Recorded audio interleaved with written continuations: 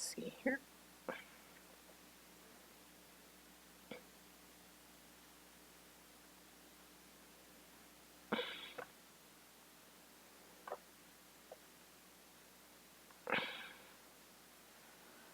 Okay, it says I'm live, but I don't see anything.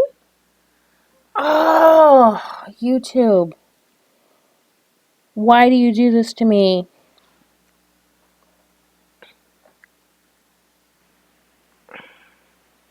Okay. Hey, fancy seeing me again. So, I did that whole live stream, and then it lost it. But I am determined to learn how to use these YouTube live streams because they allow me to be able to show you what's on my screen. So what are we doing today? This may be a little faster. I'm going to try to slow down since I already explained everything once. Thanks, YouTube. I'm going to try to slow this down, and hopefully this will go smoothly this time. If you happen to catch this live, don't hesitate to ask me questions in the chat window. I have it popped out, or do I not have it popped out? I'm going to go ahead and pop it out on my screen. And that way I can see it and I can answer any questions that you might have. There we go. So before I get started, I need to tell you that I am not a published author and I am not a writing teacher. I am somebody who's been working really hard on learning to write and plans to be a published author someday. I failed National Novel Writing Month so many times, but each time I attempted, I learned something important until I finally had the skills I needed to be able to complete National Novel Writing Month. And so that's what I'm doing with you. I am hopefully taking you from initial idea all the way to feeling confident going into November. Now, I haven't had a couple videos for a couple days because hopefully you've been working on your long summary. And I am going to assume that right now you are the proud owner of a 4 to 8 page summary of your entire novel. So what we're going to do today is we're going to take that long summary, we're going to divide it up and find your scenes. And this is a really important step because in order to find your scenes, we need to talk a little bit about what a scene is. Now, everybody looks at scenes differently. Everybody defines scenes differently. It's one of those things where if you ask somebody what is a chapter, they're going to tell you something different. Some people just divide them up because it feels right. Some people have a specific thing they're looking for. I am much more of a specific thing you're looking for type person. So when I look at a book or a story, I see one complete arc. It might be a change, an internal change or growth of the character. It might be a change in the world or the environment. It might be a change in the reader. But there has to be something that is different at the end of the story than it was at the beginning of the story. And that is my arc.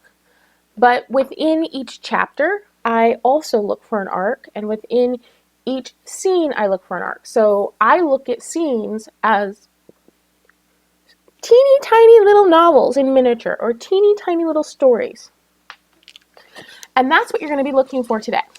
So you're going to take your long summary, and you can use highlighter for this. I've tried. I don't like using highlighter for this. It tends to get really messy, and even with my glasses, all the colors start to blur together, and it's like I'm looking at a unicorn fart. I like to get like a bright pen or like a gel pen that's like a brilliant color that I'm not going to mess. Because you're going to go through, and every time you find a scene, you're going to put a line between the end of what that sentence and the beginning of the next sentence. So as you're reading your outline, you're going to slow down. You're not just going to read your outline this time. You're going to literally read one sentence. Then you're going to stop and you're going to ask yourself, is this a complete visual? Like, when I read this sentence, do I picture something that is distinct from the next sentence? Is this a complete thought? Is this a complete emotional arc? Is this a complete action? Is this all in one location? And if it is, and the next scene is a different location, the next scene is a different emotional arc, the next scene is different characters, I'm going to put a line between that scene and the next scene, between that sentence and the next sentence. Then I'm going to read the next sentence. And I'm going to ask myself the same question again.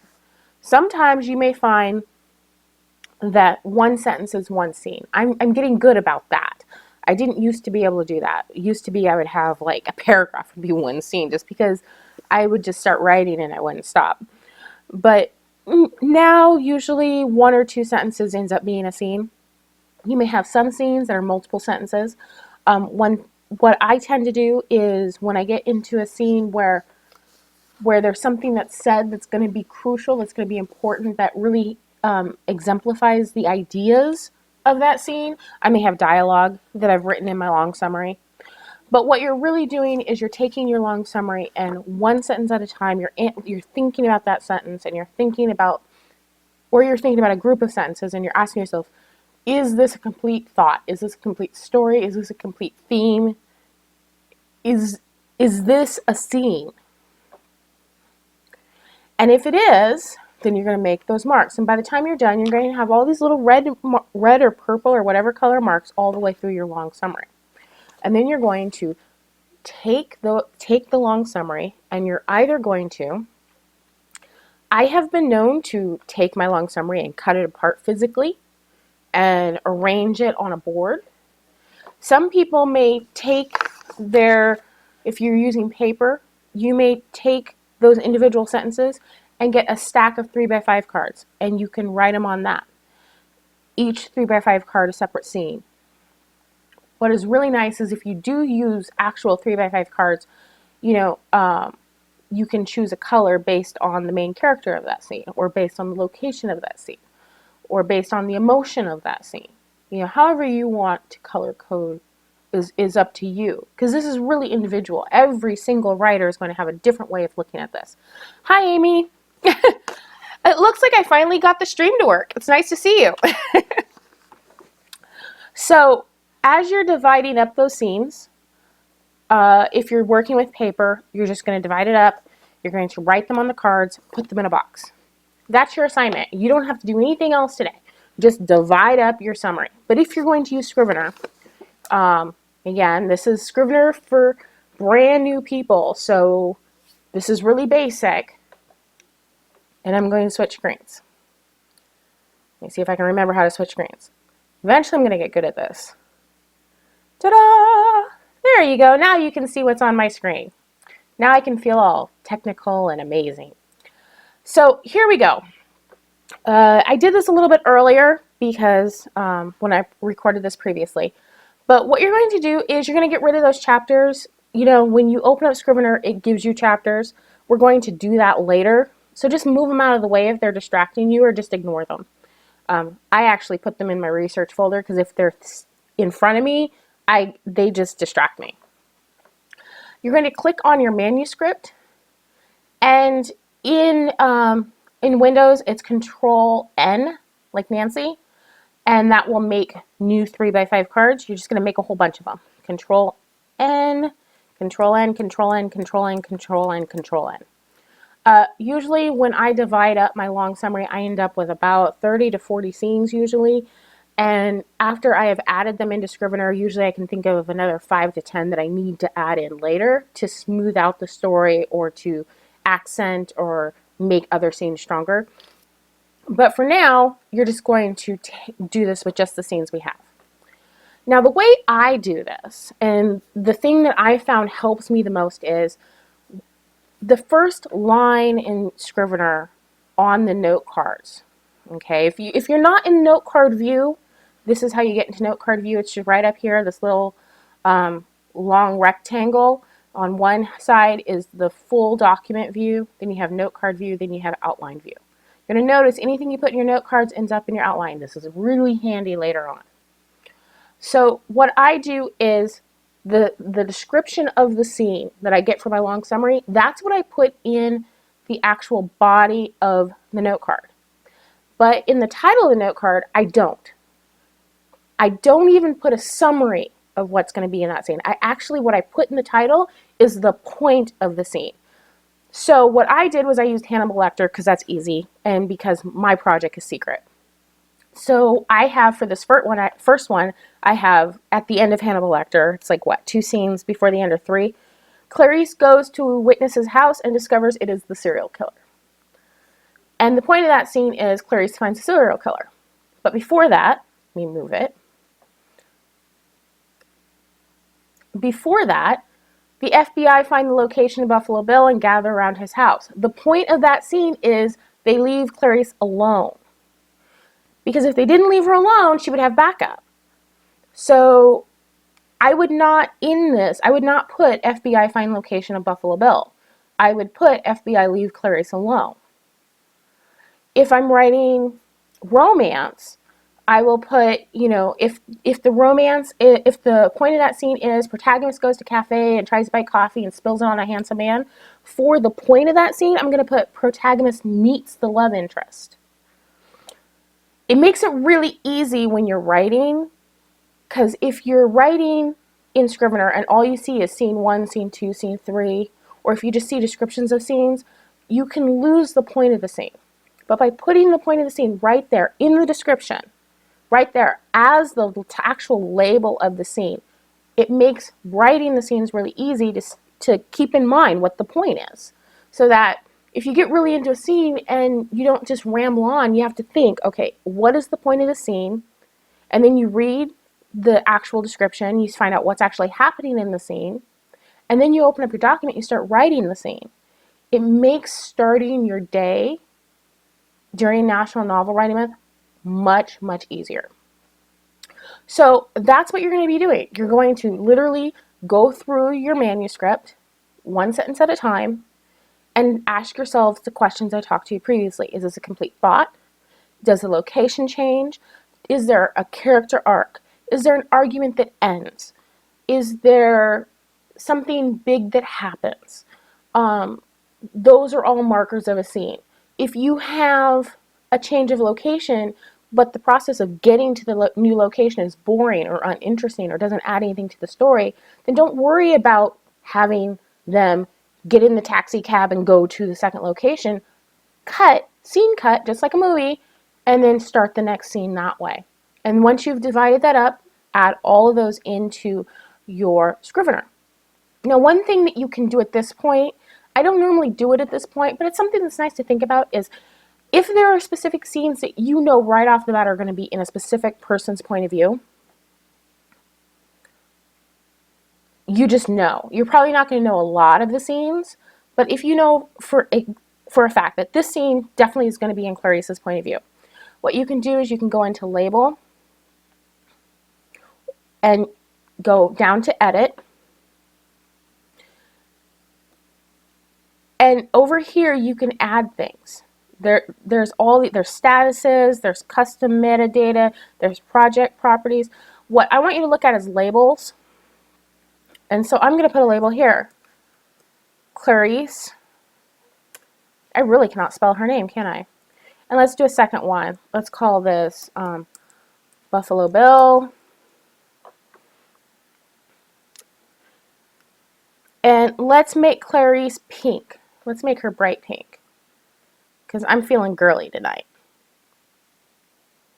Now, if you're on Mac, this may be a little bit different because I'm in Windows. And actually, if you're on Mac, your version of Scrivener is going to be even more powerful than my version of Scrivener.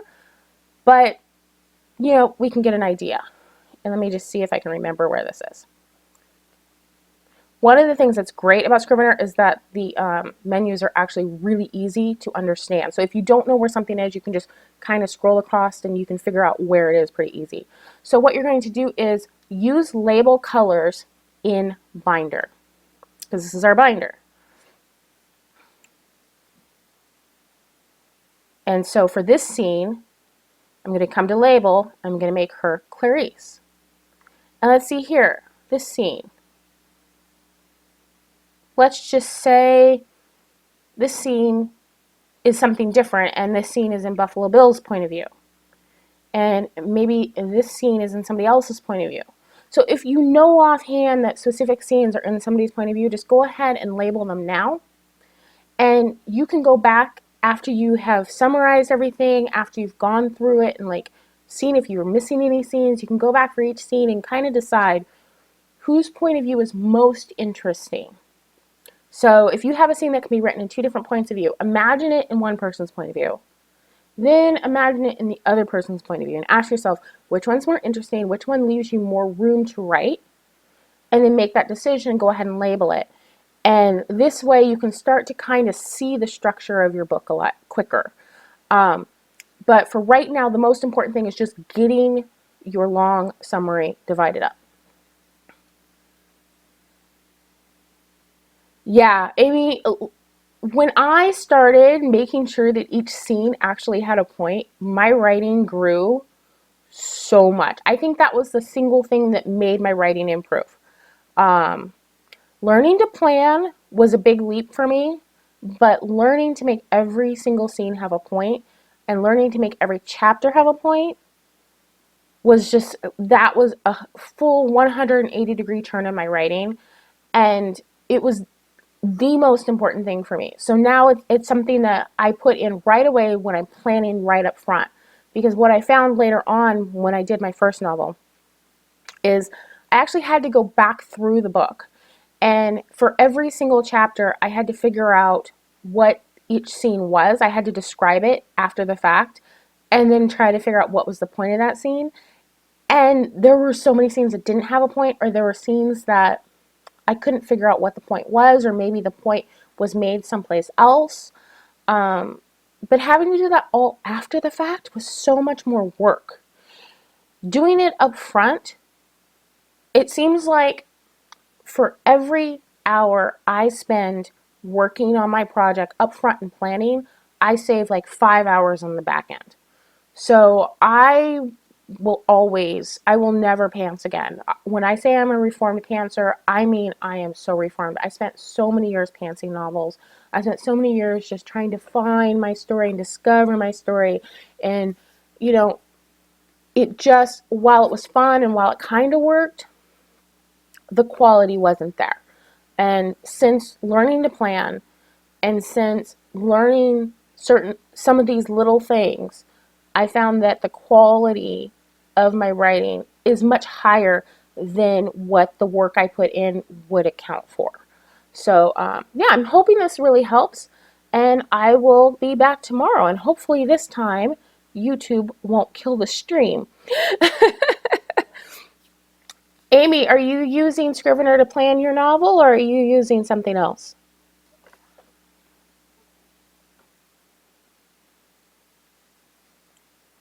Let me see, I'm not even sure if she's still in there.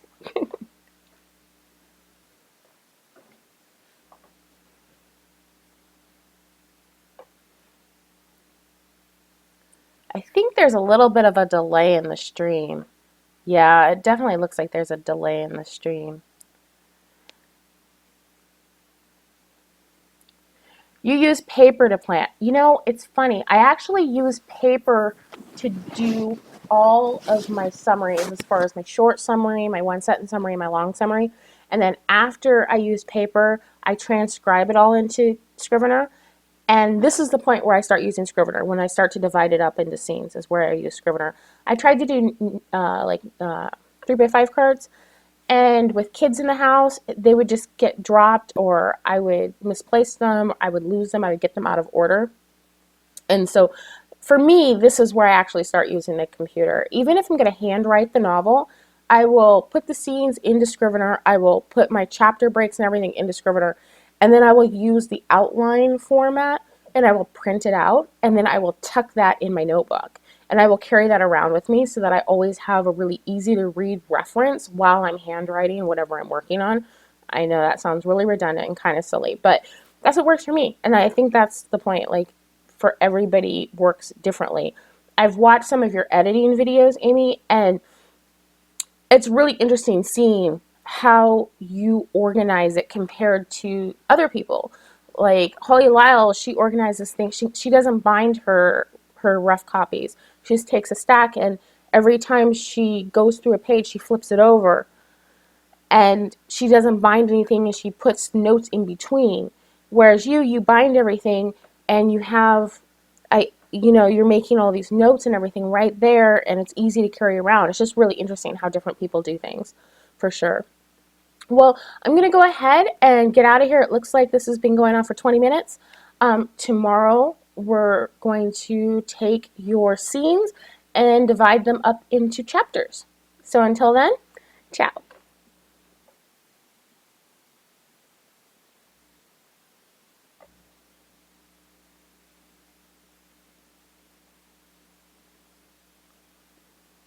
Let me see if I can figure out how to do this again. One of these days, I'm going to get smooth at this.